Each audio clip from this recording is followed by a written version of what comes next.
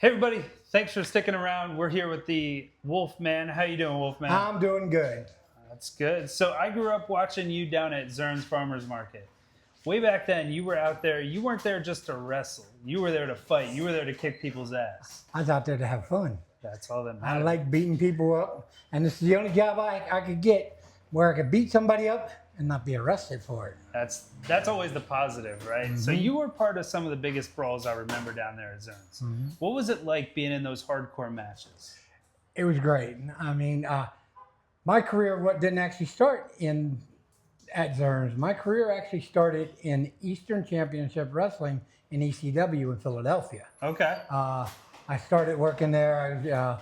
My first match, get beat up, and I got to work Terry Funk. I got to work a lot of good stars back in the day, and then I met Dino, and this was all. But I'm going to say Dino's been around for 40. The show's organization's been around for 47.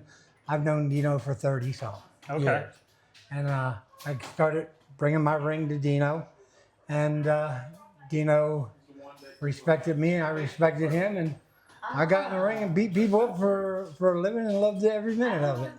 So when you first got into wrestling, what was that like? Do you remember your first day of training, or what was that like? It was a way different back then. You couldn't just go to a wrestling school that advertises, "Hey, we train you to be a wrestler." It was a little different back then. When I first broke into the business, I didn't start as a wrestler. I was working with a carnival, and I jumped a fence in down south and went and helped set up the old NWA ring. Well, Earl Hebner was running the NWA as a referee, and he had the ring rentals and everything. So I wasn't doing anything that day. I jumped the fence, helped him set up the ring, and after I was done helping him set, he asked me who I was, and I told him who I was and where I worked with the carnival and everything. And he said, when you're done the carnival, you want to come to work and help set up rings, let me know. So when I got off the road with the carnival, I called him, and I started working for him, and we were in Philadelphia, and we set the ring up, and I was standing outside the door, and the show started, and Ivan and Nikita Koloff come outside the door, and they see me standing there, and they attacked me. They thought I was Buzz Sawyer. Do you remember Buzz Sawyer? He's an old wrestler back in the day. And so I got beat up, and the first thing that happened to me is Earl Hebner comes running over, and he said, "You're beating up on the wrong guy. That's my guy that helped set up the ring. He doesn't know anything about wrestling." I just said, "Hey, I'm laying there. I'm selling." Right. Now, I didn't know anything about selling and everything, but they sent me to a training center in Hanover, Pennsylvania, and the guy's name was Max Thrasher. Okay. Well, he started me out as O-Rick Mildstorm. And O-Rick Mildstorm was a crazy guy that took a needle that long and would stick it through his nose and run the ropes and take bumps with his needle in his back. And I enjoyed doing that. It was part of the show, but I wanted to wrestle. I wanted to learn how to wrestle. So I finally got to the point where I said, "Hey, I don't want to do this. I want to be trained how to be a professional wrestler." So I actually went to the training center, and they taught me how to take bumps, and they taught me how to do lockups and all that stuff. And I got into Eastern Championship Wrestling. We were in Philadelphia at Eastern Championship Wrestling. It became ECW, and we started working as the Canadian Wolfman. Okay. And I got beat up. Everyone I wrestled that year that I was there, first year I was there, I got beat up by everybody in the place.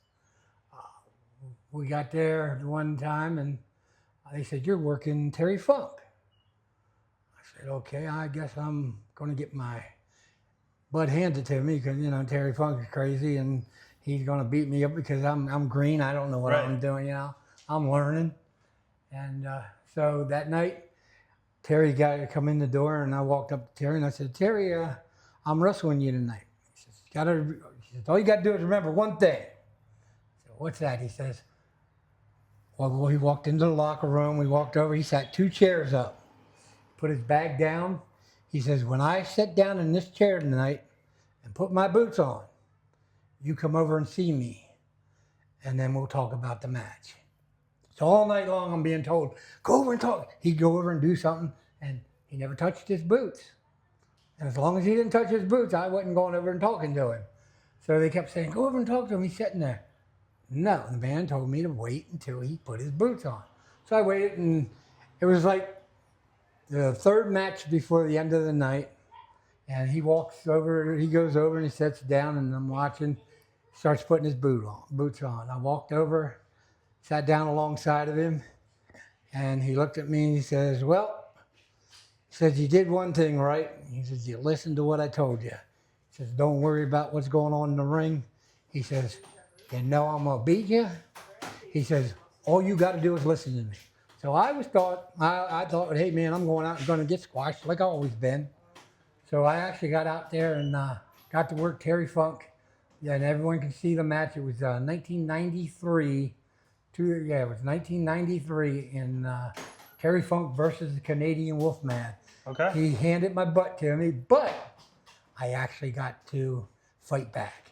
We'll have to check it out. And Yeah. that's something that a lot of times through various wrestling schools and things, a lot of the aspects of the respect of the business have changed since that time to now.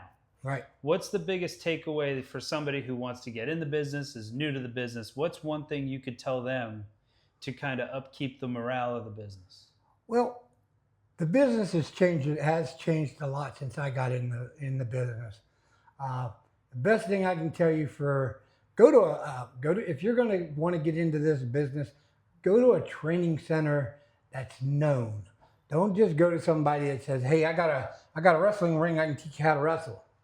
Now, yeah, they might be able to teach you how to wrestle, but they're not going to teach you the true ins and out of professional wrestling. And don't ever think that if you're going to get into wrestling and become a wrestler, and that don't get into it because of the money, because the money ain't there in independent wrestling. I've been doing it all these years. I own a ring of my own. I have a training center. I probably trained at least 20 guys.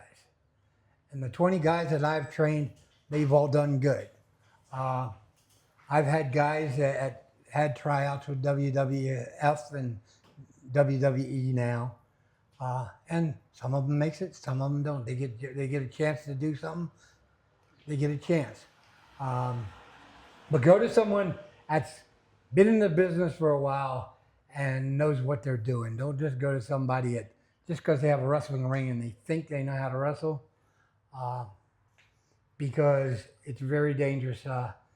2 years ago, I wrestled a young man, I'm not going to say his name, but we set up the whole match, and the match was supposed to be, the finish was supposed to be, he was going to hit me with a Samoan drop, and I was putting him over. And instead of him hitting me with a Samoan drop, he did a belly to back and landed me on my neck and put me in the hospital. And this guy was supposed to wrestle, been a wrestler for 3-4 years, but he didn't wrestle. He didn't listen. Yeah. Yeah. In this business, the biggest thing I can tell you in this business, if you are going out there and getting in the ring with somebody else, if you and I was working tonight, okay, and we were getting in that ring, and you never wrestled against me before a day in your life, okay, if you ain't nervous, you don't belong in that ring with me. Right. Just like me, I've never wrestled you before. If I'm not nervous about you, don't know what's going to happen when we're in there, we can talk a match over. We can put a heck of a match together. But if that match in that ring, if we don't listen to each other when we're getting in there working, that match is garbage. Right. And somebody's going to get hurt. Sounds good. Well, thank you so much for coming on. I appreciate talking to you.